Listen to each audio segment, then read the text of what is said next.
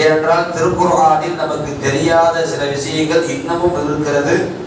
எவ்வளவு பெரிய ஆலிமாக இருந்தாலும் அதற்கான அர்த்தத்தை யாருக்கும் தெரியாத அல்லாஹ்வே அறிந்தவர் என்பதை, அல்லாஹ் நமக்கு மேல் தெரிந்தவன் என்பதை நாம் தெரிந்து கொள்ள வேண்டும் என்பதற்காக வேண்டிய சில சூறாக்களுக்கு மூடலாகவே பெயர் வைத்திருக்கிறார். இன்றைக்கு ஓதப்பட்ட சூறாவும் அந்த ரகத்தை சார்ந்ததுதான். சூரா காஃப், காஃப் சூரா, அவ்வளவுதான்.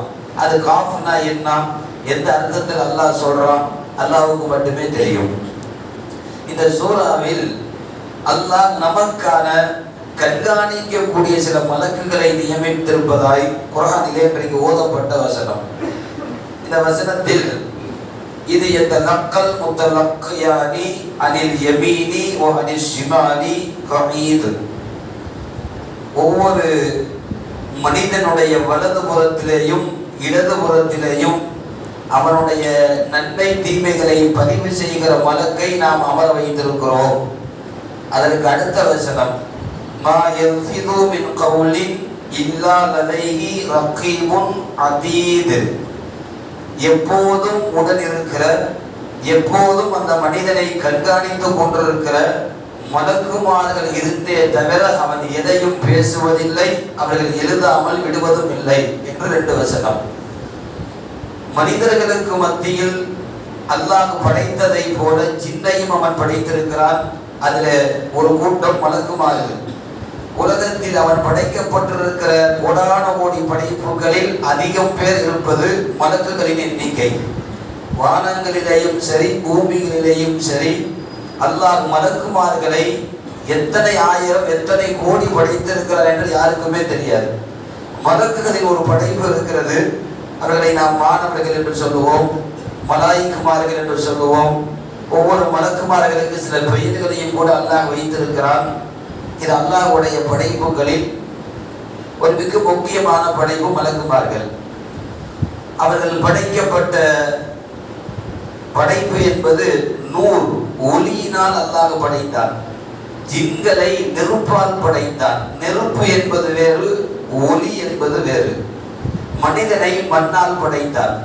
மலக்குமார்கள் நூர் என்கிற வெளிச்சத்தில் படைக்கப்பட்டார்கள்.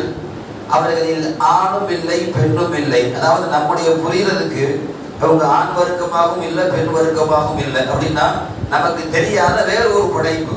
நம்மள மாதிரி கையே, நம்மள மாதிரி முகம், அப்படி அல்ல. அவருடைய படைப்பு என்பது வேறு மாதிரி இருக்கும். எந்த மலக்கையும் நாம் பார்க்க முடியாது. ஆனால் அவர் பார்க்கக்கூடிய நேரம் இருக்கிறது.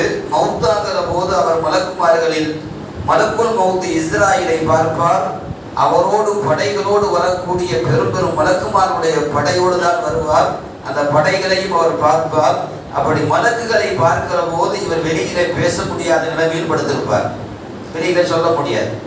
மலக்குமார்களை நாம் பூமியிலே பார்ப்போம். அது அவருடைய மௌத்தின் போது ஒவ்வொருவரும் அந்த மலக்குகளை பார்ப்பார்கள் என்று ஹதீஸிலே வருகிறது. நபிமார்களில் குறிப்பாக நபி ஸல்லல்லாஹு அலைஹி வஸல்லம் அவர்கள் சொன்னார்கள், நான் மிஅராஜிற்கு போன போது மலக்குகளை நான் பார்த்தேன். நபி ஸல்லல்லாஹு அலைஹி வஸல்லம் பூமியிலேயும் பார்த்திருக்காங்க. ஜிப்ரீல் அலைஹிஸ்ஸலாம் மனித தோற்றத்திலேயும் வந்திருக்கிறாங்க, அசல் தோற்றத்திலேயும் வந்திருக்கிறாங்க, மலக்கினுடைய தோற்றத்திலேயும் வந்திருக்கிறார்கள். நபி ஸல்லல்லாஹு அலைஹி வஸல்லம் சொன்னார்கள், நான் மிஅராஜின் போது மலக்குமார்களுடைய அணிவகுப்பை நான் பார்த்தேன். சில மலக்குகளுடைய படைப்பு வித்தியாசமாக இருந்தது. அவருடைய கீழிலே இருந்து வயிற்று பகுதி வரைக்கும் நெருப்பால் படைக்கப்பட்டிருந்தார்கள். நெருப்பு, நூறு. அவருடைய வயிற்றிலே இருந்து அவருடைய தலை வரைக்கும் பனிக்கட்டி, ஐஸ் கட்டியால் படைக்கப்பட்டிருக்கிறார்கள். இதுல என்ன ஒரு ஆச்சரியம் என்றால், ஐஸ் கட்டிக்கு மேல கீழே நெருப்பு வச்சா என்ன செய்யும்? உருகும்.